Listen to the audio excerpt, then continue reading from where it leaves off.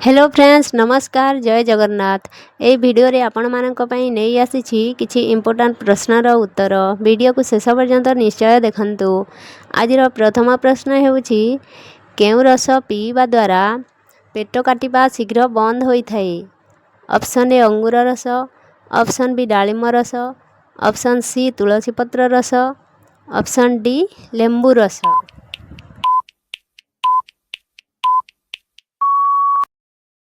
यार सठिक उत्तर हेउछि option C तुलसी पत्र रस। तुलसी पत्रर रस पीले पेट काटिबा शीघ्र बंद होई थाए। परवर्ती प्रश्न केउ चा पीवा द्वारा पाटिरु दुर्गंध दूर होई थाए। ऑप्शन ए नाली चा, ऑप्शन बी क्षीर चा, ऑप्शन सी रसुण चा, ऑप्शन डी अदा चा।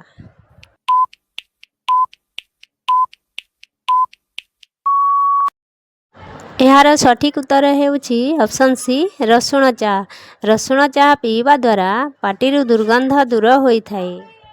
परवर्ती प्रश्न मद प्रस्तुत करिबारे केउ फलर व्यवहार अधिक होई थाए। ऑप्शन ए कदली, ऑप्शन बी अंगूर, ऑप्शन सी आंब, ऑप्शन डी कमला।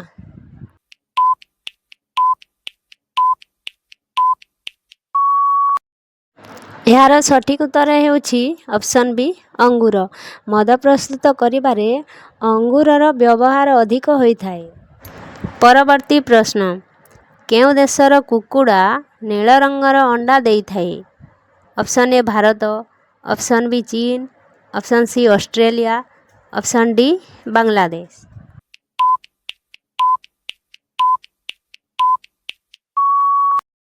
यार सठिक उत्तर हेउछि ऑप्शन बी चीन।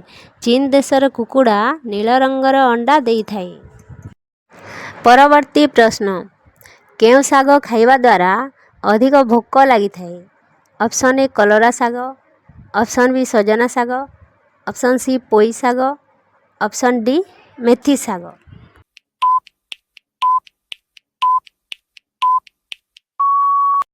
यार सठिक उत्तर हेउछि ऑप्शन डी मेथी साग।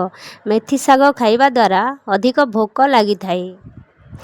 परवर्ती प्रश्न मुंडरे केउ रस लगाइले धला चुटी कला होई थाए।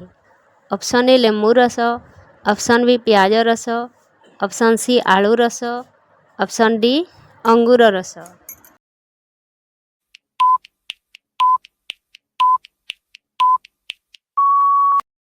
यार सठिक उत्तर हेउछि ऑप्शन बी प्याज रस।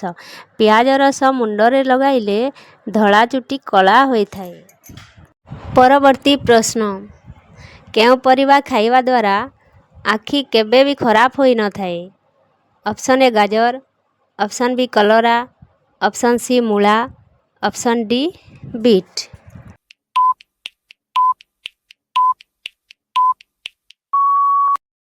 यार सठिक उत्तर हेउछि ऑप्शन ए गाजर।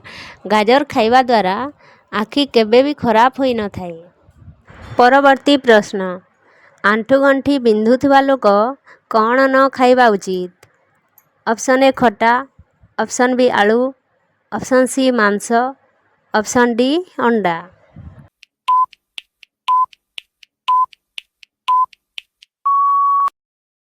यार सठिक उत्तर हेउछि ऑप्शन बी आलू। आंठुगंठी बिंधुथिबा लोक आलू न खाइबा उचित।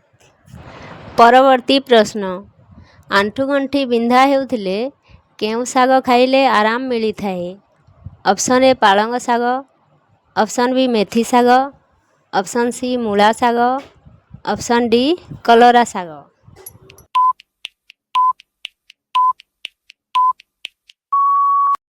यार सठिक उत्तर हेउछि ऑप्शन बी मेथी साग। आंठुगंठी बिंधा हेउथिले मेथी साग खाइले आराम मिली थाए। परवर्ती प्रश्न अमृतभंडा सहित कौन खाइले दिमाग तेज होई थाए। ऑप्शन ए क्षीर, ऑप्शन बी महू, ऑप्शन सी दही, ऑप्शन डी गुड़।